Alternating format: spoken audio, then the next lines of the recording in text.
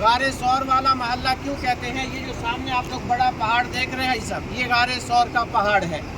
دیکھیں مکہ کے اندر اور بھی پہاڑ بہت تھے، ہم لوگ ان پہاڑوں کی زیارت کے لیے نہیں گئے، اس پہاڑ کی زیارت کے لیے کیوں آئے ہیں؟ کیونکہ ہمارے مسلمانوں کا ایمان اور عقیدہ ہے کہ جس چیز کی نسبت اللہ کے نبی کے ساتھ جڑ جاتی ہے وہ چیز دنیا کی تمام چیزوں سے افضل بن جاتی ہے۔ آپ نے اکثر علماء سے سنا اور پڑھا ہوگا کہ ایک مرتبہ حضرت عمر رضی اللہ تعالیٰ عنہ نے حجر اسود سے کہا تھا کہ اے حجر اسود، تو بھی ایک عام پتھر تھا، اگر تجھے میرے نبی نے بوسہ نہ دیا ہوتا تو میں عمر تجھے کبھی بوسہ نہ دیتا۔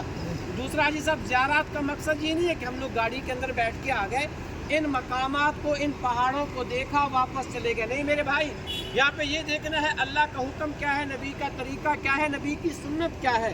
آج تو ماشاءاللہ ہمیں لوگوں کی بھیڑ، چہل پہل، آبادی نظر آ رہی ہے، ذرا آج سے 1400 سال پیچھے چلے جائیں کہ جب آقا علیہ الصلوۃ والسلام نے اس پہاڑ کے اوپر قیام فرمایا ہوگا وہ کیسا منظر ہوگا۔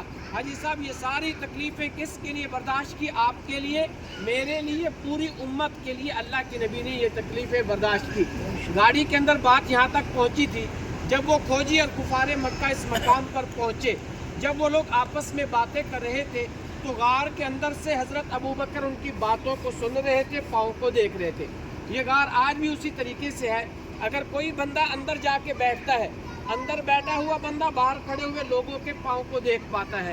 حضرت ابوبکر پریشان ہوئے، اللہ نے فوراً حضرت جبریل کو بھیجا، قرآن مقدس کا سپارہ نمبر 10، سورت کا نام سورت توبہ، اس کی یہ آیت لے کر آئے، ثانی اثنین اذ ہما فی الغار اذ یقول لصاحبہ لا تحزن ان اللہ معنا، کہ جبریل جاؤ میرے حبیب کو کہو، اپنے ساتھی کو کہیں۔ اللہ کے نبی کے ساتھی کون تھے؟ سب بولیے گا، حضرت ابوبکر صدیق، کہ پریشان ہونے کی ضرورت نہیں ہے، میں آپ کے ساتھ ہوں۔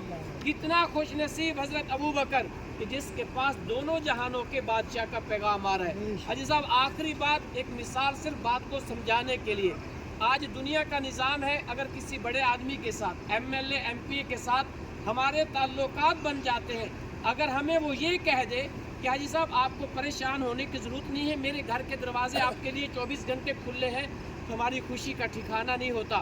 ہم لوگ بڑے فخر سے اپنے رشتہ دار، دوست احباب، برادری میں دکانوں پہ بیٹھ کے کہتے جی میرے تو فلاں کے ساتھ تعلقات ہے، مجھے تو پریشان ہونے کی ضرورت نہیں ہے۔ یہ کتنا خوش نصیب حضرت ابوبکر کہ جس کے پاس دونوں جہانوں کے بادشاہ کا پیغام آ رہا ہے۔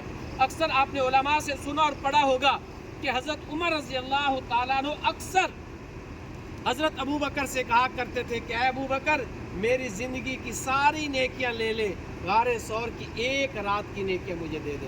ابھی ایسا سامنے دیکھیں، پہاڑ کے ٹاپ پر ایک بڑا پتھر، ایک چھوٹا پتھر آپ کو نظر آ رہا ہوگا، درمیان کے اندر تھوڑا سا گیپ ہے، تھوڑا سا رستہ ہے، یہاں سے گزر کے جانا پڑتا ہے، اوپر پہاڑ برابر ہو جاتا ہے۔ وہ جو غار کا حصہ ہے، اس بڑے پتھر کے دوسری جانب 2-4 قدم چلنے کے بعد وہ غار کا مقام ہے کہ جہاں پہ اللہ کے نبی صلی اللہ علیہ وسلم نے ہجرت کے وقت قیام فرمایا تھا۔ حاجی صاحب آج کل جو ہمارے حجاج کرام جاتے ہیں پیدل چل کے، جانے آنے میں میکسیمم 3 سے 3.5 گھنٹے لگتے ہیں، انشاءاللہ اس کی ترتیب گاڑی میں بتاؤں گا، کیونکہ آج ہم لوگ صرف زیارات کے لیے آئے ہیں۔